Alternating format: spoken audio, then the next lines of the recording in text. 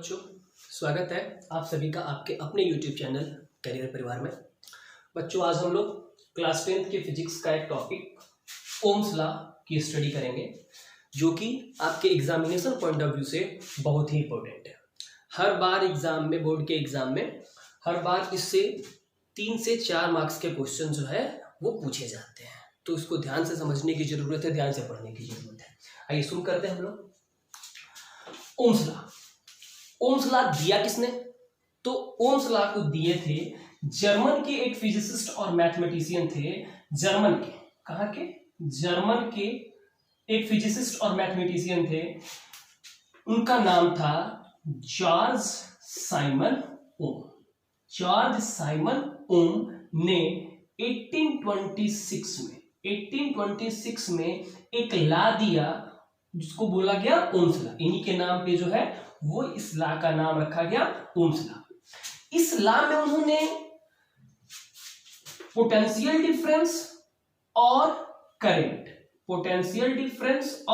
Current के बीच का relationship बताया। इस लॉ में उन्होंने पोटेंशियल डिफरेंस और करंट के बीच का एक रिलेशनशिप बताया। क्या रिलेशनशिप था उनका, यानी कि ओम्स लॉ का स्टेटमेंट क्या था, हम लोग ये समझने की कोशिश करते हैं। ये बात क्लियर हो सबको?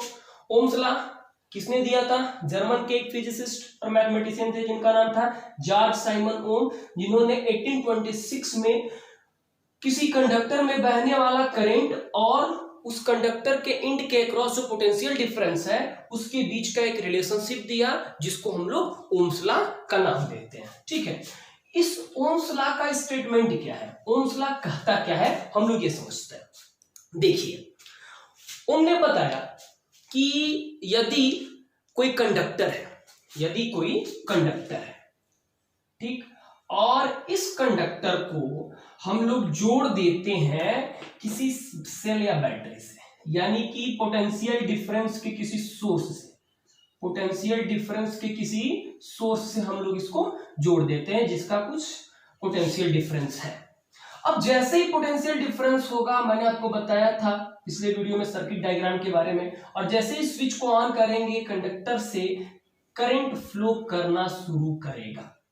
तो उन्होंने बताया कि यदि हम लोग इस कंडक्टर के जो फिजिकल कंडीशन है, समझिएगा इस चीज को, जो फिजिकल कंडीशन है, यदि उन फिजिकल कंडीशन को हम लोग कांस्टेंट कर दें, यदि हम लोग फिजिकल कंडीशन को कांस्टेंट कर दें, if the physical state of the conductor remains unchanged, यदि वो अनचेंज्ड हो जाता है फिजिकल कंडीशन में, जैसे कि टेम्परेचर है,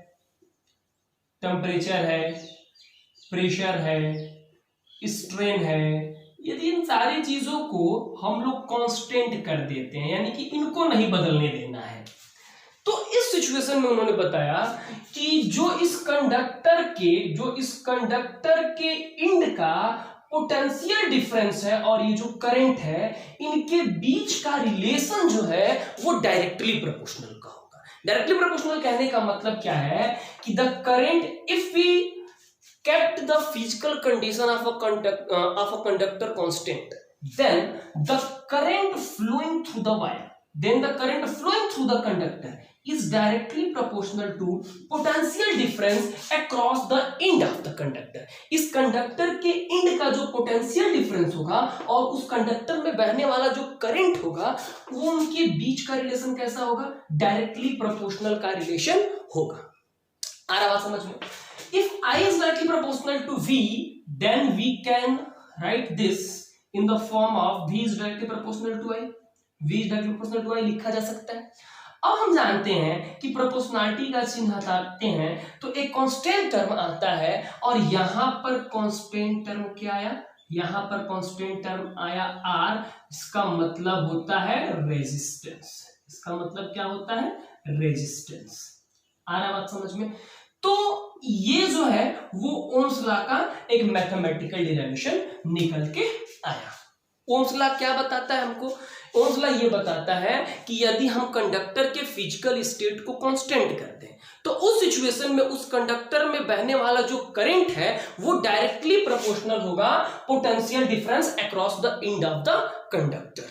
आ रहा बात समझ में? अभी हम लोग ये भी जानने की कोशिश करेंगे कि आखिर उन्होंने फिजिकल कंडीशन को कांस्टेंट क्यों रखा, ठीक है, उसकी भी स्टडी हम लोग आगे करेंगे। फिलहाल ये मैथमेटिकली हो गया, I is directly proportional to V, तो इसी को हम लोग लिख सकते हैं V directly proportional to I। और प्रोपोर्शनलिटी का चिन्ह यदि हटाते हैं तो यहाँ पर एक कांस्टेंट टर्म आया जिसको हम लोग बोलते हैं रेजिस्टेंस। इसको क्या बोला गया? रेजिस्टेंस। अब ये जो हमारे पास रेजिस्टेंस है, यानी कि ये जो हमारे पास रेजिस्टेंस आया है, ये रेजिस्टेंस क्या है? तो यदि हम लोग ओम्स लॉ से देखें, यदि ओम्स लॉ से इसको हम लोग देखें तो हम लोग लिखेंगे R is equal to V upon में I। तो हम लोग रेजिस्टेंस को डिफाइन कर सकते हैं कि it is the ratio of potential difference and current. Potential difference और करंट का जो रेशियो होता है वही हमारा होता है रेजिस्टेंस। इसी को क्या बोला गया है? इसी को रेजिस्टेंस बोला गया है, या फिर इसको हम लोग इलेक्ट्रिकल रेजिस्टेंस भी बोलते हैं। दोनों का मतलब एक ही है, इलेक्ट्रिकल रेजिस्टेंस या फिर रेजिस्टेंस। अब ये जो रेजिस्टेंस है, इस रेजिस्टेंस की वैल्यू, यानी कि ये जो कांस्टेंट है, कांस्टेंट ऑफ प्रोपोर्शनलिटी है, इसकी वैल्यू किस पे डिपेंड करती है? तो इसकी वैल्यू डिपेंड करती है इस कंडक्टर के लेंथ पे, इस कंडक्टर के लेंथ पे, फिर इस कंडक्टर के क्रॉस सेक्शन पे, इस कंडक्टर के क्रॉस सेक्शन एरिया पर, फिर टेम्परेचर पर भी डिपेंड करती है, और फिर ये जो कंडक्टर है इस कंडक्टर के नेचर पर भी डिपेंड करता है। यानी कि जो कांस्टेंट ऑफ प्रोपोर्शनलिटी R आया है, इस R की वैल्यू डिपेंड करती है length of the conductor, area of cross section of the conductor, temperature and the nature of the material. आ रहा बात समझ में? तो रेजिस्टेंस क्या है? तो it is the ratio of potential difference and current. अच्छा, दूसरी चीज, दूसरी भाषा में यदि हम लोग समझें कि ये जो हमारे पास रेजिस्टेंस है, इसको हम लोग दूसरे तरीके से बोल सकते हैं कि रेजिस्टेंस कंडक्टर की ही प्रॉपर्टी होती है जो उस कंडक्टर में फ्लो करने वाले करंट को अपोज करने का काम करती है। मतलब समझिए इस चीज का, हम लोग जानते हैं कि एक कंडक्टर में करंट की फ्लो करने का मतलब क्या है। एक कंडक्टर में यदि हम लोग करंट के फ्लो करने की बात करें तो हम लोग बोलते हैं basically the flow of electron. Electron के फ्लो करने से ये कंडक्टर में जो है वो करंट फ्लो करता है। ठीक, अब एक चीज समझो, यदि इलेक्ट्रॉन फ्लो करेगा तो जस्ट उसके अपोजिट डायरेक्शन में हम लोग करंट को मानते हैं कि करंट फ्लो कर रहा है। अब नॉर्मली सोचो, यदि इलेक्ट्रॉन फ्लो कर रहे हैं तो उन इलेक्ट्रॉनों के बीच में कोलिजन होगा। यदि इलेक्ट्रॉन ऐसे फ्लो कर रहे हैं तो इनके बीच में कोलिजन होगा। आ रहा बात समझ में? अब इस कोलिजन से इलेक्ट्रॉन के मूवमेंट में एक ऑपोजिशन होगा। आ रहा बात समझ में? तो इसी ऑपोजिशन को नाम दिया गया रेजिस्टेंस का। इसी ऑपोजिशन को क्या नाम दिया गया है? रेजिस्टेंस का। यानी कि हम लोग कह सकते हैं कि जो हमारा रेजिस्टेंस है, ये रेजिस्टेंस कंडक्टर की प्रॉपर्टी है due to which it opposes the flow of charges, जिससे ये चार्जेस के फ्लो को अपोज करता है।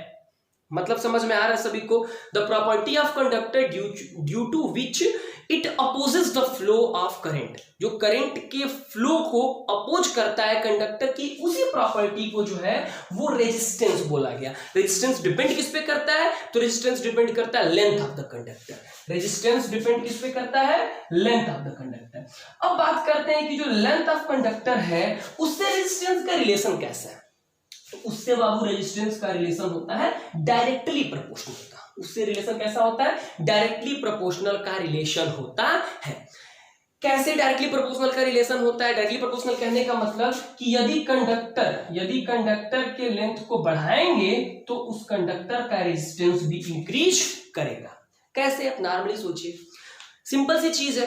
अभी हम लोगों ने समझा कि ऑपोजिशन जो है वही ऑपोजिशन ही रेजिस्टेंस है। ठीक, अब सपोज करिए कि ये हमारे पास एक कंडक्टर है। ठीक, इस कंडक्टर के एंड में जो है, इस कंडक्टर के एंड के अक्रॉस जो है वो हमने पोटेंशियल डिफरेंस सेटअप कर दिया। पोटेंशियल डिफरेंस सेटअप करने के बाद जैसे ही स्विच को ऑन करेंगे, ठीक, इलेक्ट्रॉन फ्लो करना शुरू करेगा। इलेक्ट्रॉन फ्लो करना शुरू करेगा, सपोज करिए कि ये लेंथ जो है हमारे पास जो है वो 15 सेंटीमीटर का है। अब ये 15 सेंटीमीटर का जो लेंथ है, इसी में कोलिजन होगा, इसी में कोलिजन होगा, ठीक। अब नॉर्मली सोचो कि इसी कंडक्टर के लेंथ को हम बढ़ा दिए, इसी कंडक्टर के लेंथ को यदि हम लोग बढ़ा देते हैं, यदि इस कंडक्टर के लेंथ को हम लोग बढ़ा देते हैं तो उस सिचुएशन में ये 15 सेंटीमीटर तक तो कोलिजन होगा ही, एक और 15 सेंटीमीटर यानी कि 30 सेंटीमीटर तक का कोलिजन होगा। तो ये बताइए इसमें कोलिजन ज्यादा होगा कि इस 30 सेंटीमीटर 15 सेंटीमीटर वाले कोलिजन ज्यादा होगा कि 30 सेंटीमीटर वाले में कोलिजन ज्यादा होगा? तो सिंपल सी चीज है भाई, लेंथ यदि छोटा है तो कोलिजन भी कम होंगे, लेंथ यदि ज्यादा है तो हम कोलिजन भी ज्यादा होंगे। आ रहा बात समझ में? यदि कोलिजन ज्यादा होगा तो रेजिस्टेंस ज्यादा होगा। तो इसलिए हम लोग कह सकते हैं कि जो लेंथ होता है कंडक्टर का और जो रेजिस्टेंस होता है, इनके बीच का डायरेक्टली प्रोपोर्शनल का रिलेशन होता है, यानी कि हम लोग लेंथ को यदि बढ़ाएंगे तो रेजिस्टेंस भी बढ़ेगा। अच्छा, अब दूसरी चीज हम लोग देखते हैं कि ये जो हमारा रेजिस्टेंस है, इसका एरिया ऑफ क्रॉस सेक्शन से कैसा रिलेशन है? तो रेजिस्टेंस का एरिया ऑफ क्रॉस सेक्शन से इनवर्सली प्रोपोर्शनल का रिलेशन होता है। इनवर्सली प्रोपोर्शनल कहने का मतलब कि यदि एरिया ऑफ क्रॉस सेक्शन को हम लोग बढ़ाएं, एरिया ऑफ क्रॉस सेक्शन बढ़ाने का मतलब क्या? हम लोग जो हमारे पास कंडक्टर है उसको हम लोग मोटा करें। एरिया ऑफ क्रॉस सेक्शन बढ़ाने का मतलब उसको हम लोग क्या करें? मोटा करें। तो उस सिचुएशन में जो रेजिस्टेंस है उस कंडक्टर का वो डिक्रीज करेगा। कैसे? समझिए इस चीज को कि कैसे डिक्रीज करेगा।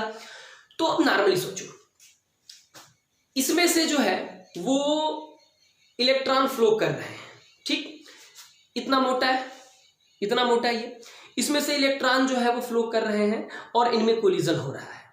यदि इन इलेक्ट्रॉनों को चलने के लिए और हम ज्यादा जगह दे दें, सपोज कर लेते हैं कि पहले इसमें 15 कोलिजन हो रहे थे, यदि उन्हीं इलेक्ट्रॉनों को चलने के लिए जो है वो हम थोड़ा सा और जगह यदि दे दें, तो ये बताइए अब जो कोलिजन का नंबर है वो इंक्रीज करेगा कि डिक्रीज करेगा? भाई सिंपल सी चीज है, जगह ज्यादा है तो जो नंबर ऑफ कोलिजन है वो डिक्रीज कर जाएगा। अब नंबर ऑफ कोलिजन बाबू यदि डिक्रीज करेगा तो जरा ये सोचिए कि नंबर ऑफ कोलिजन डिक्रीज, पहले 15 कोलिजन इसमें होते थे, अब कितना हो गया? सपोज कर लेते हैं कि अब 8 कोलिजन हो रहा है। तो पहले 15 कोलिजन होते तो उसके हिसाब से रेजिस्टेंस ज्यादा था, और ये 8 कोलिजन हो गए तो अब रेजिस्टेंस क्या हो गया? कम हो गया। तो क्या देखने के लिए मिला यहाँ पर कि ये जो रेजिस्टेंस है, इस रेजिस्टेंस और एरिया ऑफ क्रॉस सेक्शन का कैसा रिलेशन है? इनवर्सली प्रोपोर्शनल का रिलेशन है। आ रहा बात समझ में?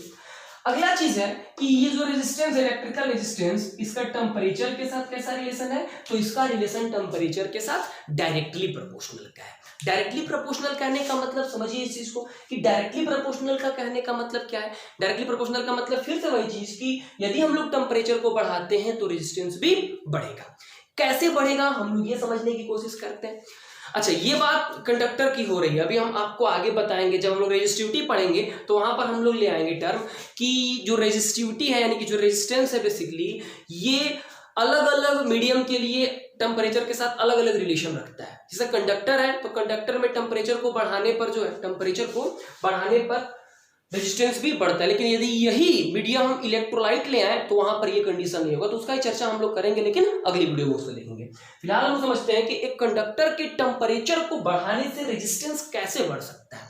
तो आप सोचो, यदि ये कंडक्टर हमारे पास है और इस कंडक्टर में 15 कोलिजन हो रहा है 20 डिग्री सेल्सियस पे, आ रहा बात समझ में? अब यदि इस कंडक्टर के टेम्परेचर को हम बढ़ाएं और बढ़ा करके हम लोग कर देते हैं 50 डिग्री सेल्सियस, अब बताओ टेम्परेचर को बढ़ाने से जो काइनेटिक एनर्जी है इस पार्टिकल्स की वो इंक्रीज होगी। वेलोसिटी इनके भाई टेम्परेचर को बढ़ाएंगे तो उसको एनर्जी मिलेगा और वो ज्यादा तेजी से चलेगा, और ज्यादा तेजी से चलेगा तो उसकी काइनेटिक एनर्जी इंक्रीज करेगी। अब काइनेटिक एनर्जी इंक्रीज करेगी तो उस सिचुएशन में जो नंबर ऑफ कोलिजन है वो भी इंक्रीज करेगा। नंबर ऑफ कोलिजन, भाई धीरे धीरे चल रहे हैं तो कम कोलिजन होगा, अब तेजी से चलेंगे तो उनमें कोलिजन ज्यादा होगा। आ रहा बात समझ में? तो टेम्परेचर बढ़ाने से जो मूवमेंट है पार्टिकल का वो बढ़ जाता है, और मूवमेंट के बढ़ जाने से जो रेजिस्टेंस है, मूवमेंट के बढ़ जाने से जो नंबर ऑफ कोलिजन है वो इंक्रीज कर जाएगा, और नंबर ऑफ कोलिजन इंक्रीज हो जाने से रेजिस्टेंस क्या होता है? क्योंकि रेजिस्टेंस किस पे डिपेंड करता है? नंबर ऑफ कोलिजन पे। किसी भी कंडक्टर का रेजिस्टेंस मतलब क्या? उसमें फ्लो ऑफ इलेक्ट्रॉन है, उस कंडक्टर में इलेक्ट्रॉन चल रहा है अब उस कंडक्टर में यदि इलेक्ट्रॉन चल रहे हैं तो इलेक्ट्रॉन और बाकी इलेक्ट्रॉन से कोलाइड करेंगे, उसमें आयंस होंगे, उसमें एटम्स होंगे, उनसे उनका कोलिजन होगा, वही कोलिजन तो रेजिस्टेंस कहलाता है। अब जितना ज्यादा कोलिजन होगा उतने ही ज्यादा रेजिस्टेंस, और जितना कम कोलिजन होगा उतना ही कम रेजिस्टेंस। तो टेम्परेचर के बढ़ाने से रेजिस्टेंस क्या होगा, इंक्रीज होगा। क्यों? क्योंकि कम टेम्परेचर के बढ़ाने से जो नंबर ऑफ कोलिजन है वो इंक्रीज होगा, इसलिए रेजिस्टेंस भी क्या हो जाएगा, इंक्रीज हो जाएगा। आ रहा बात समझ में? और रेजिस्टेंस किस पे डिपेंड करता है? तो डिपेंड करता है नेचर ऑफ मटेरियल पे। नेचर ऑफ मटेरियल का मतलब क्या है? नेचर ऑफ मटेरियल का मतलब, जैसे सपोज करिए कि हम लोग एक कंडक्टर लेते हैं कॉपर का और एक कंडक्टर ले लेते हैं आयरन का, ठीक है। तो कंडक्टर में इलेक्ट्रॉन कॉपर में इलेक्ट्रॉन जो है वो इजिली फ्लो कर लेते हैं। जिस मटेरियल मीडियम में इलेक्ट्रॉन इजिली फ्लो करेंगे वहां पर नंबर ऑफ कोलिजन कम होगा, नंबर ऑफ कोलिजन कम होगा तो रेजिस्टेंस भी कम होगा। वही आयरन की बात करें तो वहां पर नंबर ऑफ कोलिजन ज्यादा होगा, नंबर ऑफ कोलिजन ज्यादा होगा। यदि नंबर ऑफ कोलिजन ज्यादा होगा तो रेजिस्टेंस भी ज्यादा होगा।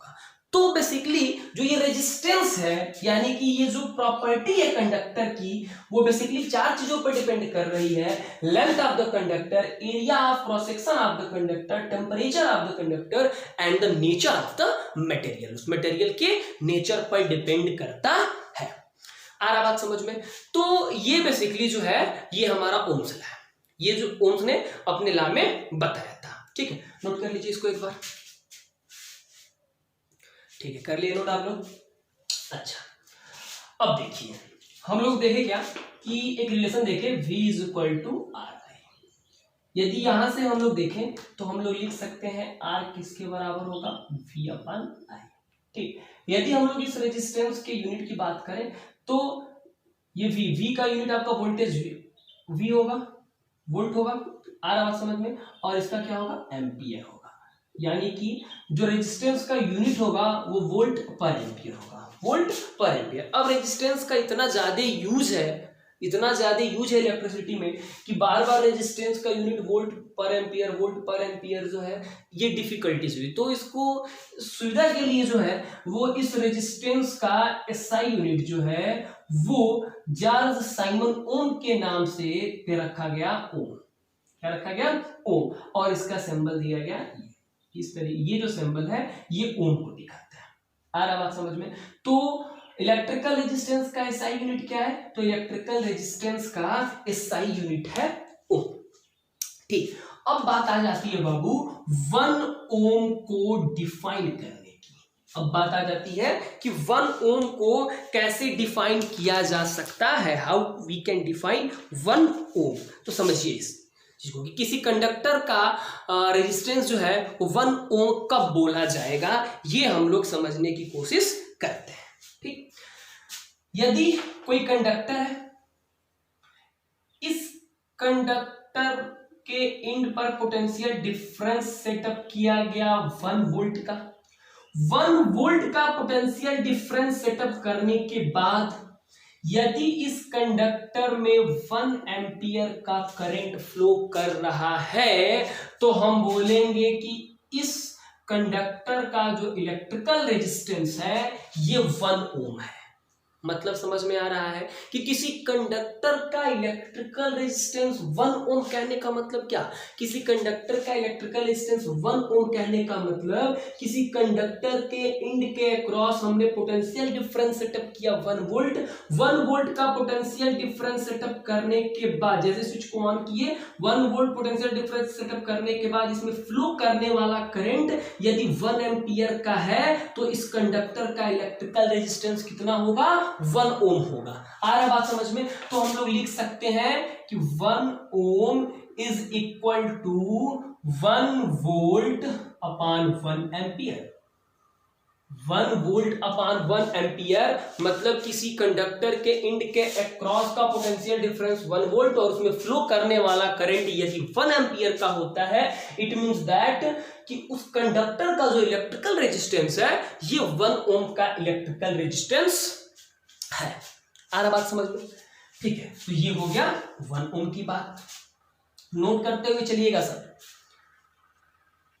ठीक है, नोट हो गया।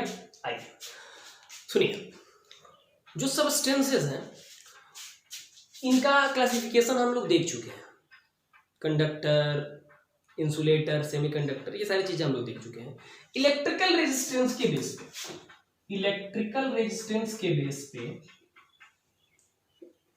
जो सबस्टेंसेस हैं, इलेक्ट्रिकल रेजिस्टेंस के बेस पे सबस्टेंसेस को कैटेगराइज किया गया, यानी कि बांटा गया, और उनका कैटेगराइजेशन किसके हिसाब से, रेजिस्टेंस के हिसाब से किया गया, और उनको कैटेगराइज करके उनका नाम रखा गया गुड कंडक्टर। क्या नाम रखा गया, गुड कंडक्टर। फिर आया रेजिस्टर, और फिर आता है इंसुलेटर। ये कैटेगराइजेशन किसके ऊपर बेस्ड है, इंसुलेटर। ये कैटेगराइजेशन है इलेक्ट्रिकल रेजिस्टेंस के बेस पर। अब देखिए क्या बताया गया, क्या होता है गुड कंडक्टर, क्या होता है रेजिस्टर, और क्या होता है इंसुलेटर।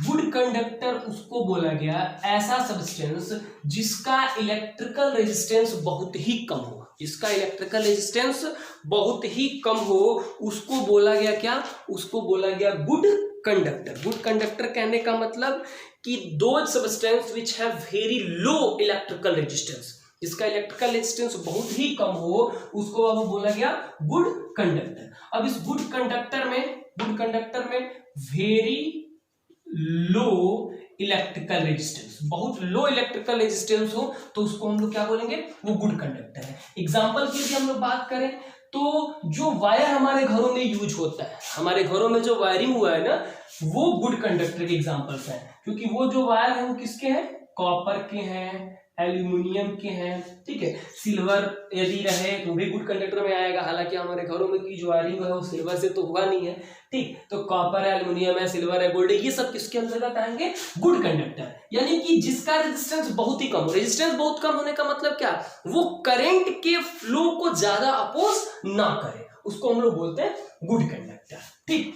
रेजिस्टर की बात करें तो कंडक्टर के मुकाबले जिसका रेजिस्टेंस ज्यादा हो, कंडक्टर के मुकाबले जिसका रेजिस्टेंस यदि ज्यादा हो उसको बोला गया रेजिस्टर। यानी कि दो substance which have comparatively high electrical resistance, जिसका कंडक्टर के मुकाबले में ज्यादा इलेक्ट्रिकल रेजिस्टेंस हो, उसको बोला गया रेजिस्टर, ठीक है। अच्छा, रेजिस्टर में जो एलॉय है, एलॉय में जैसे कि नाइक्रोम हो गया, ठीक है, मैग्नीन हो गया, ये सब जो है वो रेजिस्टर के अंतर्गत आएंगे। रेजिस्टर में ऐसा नहीं है कि करंट फ्लो नहीं करेगा, लेकिन करंट फ्लो करने की तुलना में ज्यादा अपोज किया जाएगा, क्योंकि उसका रेजिस्टेंस, इलेक्ट्रिकल रेजिस्टेंस जो है वो ज्यादा हो जाता है। यानी कि इसमें जो है वो हाई रेजिस्टेंस होता है, हाई रेजिस्टेंस जिस भी सब्सटेंस के अंदर हो उसको हम लोग बोलते हैं रेजिस्टर। एग्जाम्पल की बात करें तो हमारा नाइक्रोम हो गया, ठीक, टंगस्टन हो गया, फिर उसके बाद जो है मैग्नीन हो गया, ठीक है, ये सब किस में आ जाएंगे, ये सब आ जाएंगे रेजिस्टर। उसके बाद इंसुलेटर की बात करें तो इंसुलेटर की हम लोग बात करें तो ऐसे सब्सटेंस जिसका इलेक्ट्रिकल रेजिस्टेंस बेसिकली इनफाइनाइट हो। इनफाइनाइट होने का मतलब जो अपने अंदर से करंट को फ्लो करने ही ना दे, अपने अंदर से यदि करंट को फ्लो नहीं करने देगा तो उसको हम लोग बोलते हैं इंसुलेटर। यानी कि वेरी हाई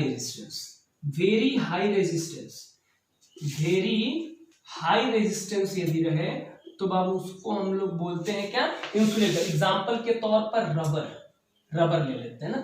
देखे होंगे आप लोग, जो इलेक्ट्रिशियन होता है, जो इलेक्ट्रिक मैन होता है, जब उसको इलेक्ट्रिक पोल पे चढ़ के कुछ काम करना होता है तो अपने हाथों में जो है वो रबर का ग्लव्स लगाया रहता है। क्यों? क्योंकि वो इंसुलेटर है। बाई चांस यदि वो किसी ओपन वायर को टच भी करता है तो इंसुलेटर होने के वजह से जो है वो करंट उसके बॉडी से फ्लो नहीं करेगा, उसको इलेक्ट्रिक शॉक नहीं लगेगा, उसमें प्लास्टिक आ जाएगा, ठीक है। घरेलू उपाय हम लोग करते हैं, तार यदि कहीं फॉल्ट हो जाता है तो हम लोग वहां पर प्लास्टिक से बांध देते हैं, ठीक। तो ये सब हमारे क्या है, इंसुलेटर है। तो बेसिकली ये कैटेगराइजेशन है सबस्टेंसेस का इलेक्ट्रिकल रेजिस्टेंस को ध्यान में देते हुए, ठीक है। तो इन सारी चीजों को नोट करिए एक बार फिर, ठीक हो गया नोट। अब हम लोग देखते हैं graph between V and I, यानी कि वोल्टेज और करंट के बीच का ग्राफ। ओम्स लॉ में हम लोगों ने देखा कि करंट और वोल्टेज में कैसा रिलेशन था, डायरेक्टली प्रोपोर्शनल का रिलेशन था। यदि हम लोग इसके ग्राफ की बात करें तो एक्स एक्सिस पर हम लोग V को ले लेते हैं और वाई एक्सिस पर हम लोग जो है वो I यानी कि करंट को ले लेते हैं, ठीक। तो यदि डायरेक्टली प्रोपोर्शनल का रिलेशन है तो वोल्टेज यदि जीरो है सपोज करो, तो उस सिचुएशन में करंट भी क्या होगा, जीरो होगा। यदि हम लोग वोल्टेज को इंक्रीज करके 1 करते हैं तो करंट भी हमारा क्या हो जाएगा, करंट भी हमारा क्या होगा, 1 होगा। यदि इसको इंक्रीज करके हम लोग यदि 2 करें तो हमारा करंट भी क्या हो जाएगा, करंट भी हमारा हो जाएगा 2। आ रहा बात समझ में। यदि इसको इंक्रीज करके हम यहाँ पर 3 करें तो ये करंट भी हमारा इंक्रीज होगा, ठीक। तो यहाँ पर हमको पॉइंट मिलेगा। यानी कि ऐसे ही हम लोग v को बढ़ाते जाए, i भी इंक्रीज करते जाएगा, और उस सिचुएशन में यदि हम इसका ग्राफ ड्रा करते हैं तो ये ग्राफ कैसे जाएगा, स्ट्रेट लाइन जाएगा। कैसे जाएगा, स्ट्रेट लाइन जाएगा। तो मतलब कहने का ये है कि वोल्टेज और करंट का ग्राफ, वोल्टेज और करंट का ग्राफ कैसे होता है, स्ट्रेट लाइन जाता है। कैसे जाता है, स्ट्रेट लाइन जाता है। कब, ये ऐसा ग्राफ कब बनेगा, यदि हम लोग फिजिकल स्टेट को अनचेंज्ड रखें तब, यानी कि कांस्टेंट रखें तब, यानी कि टेम्परेचर है, प्रेशर है, स्ट्रेन है, यदि इन सारी चीजों को हम लोग कांस्टेंट रखते हैं तो v और i का ग्राफ कैसे जाएगा, स्ट्रेट जाएगा। ठीक, आ रहा बात समझ में। अच्छा, एक चीज और समझिए, ये जो ग्राफ है ना, ये किस कंडक्टर का ग्राफ है, तो ये बाबू ग्राफ है ओमिक कंडक्टर। यानी कि ऐसा ग्राफ यदि इस कंडक्टर का बनता है उसको हम लोग बोलते हैं ओमिक कंडक्टर। ओमिक कंडक्टर, आ रहा बात समझ में।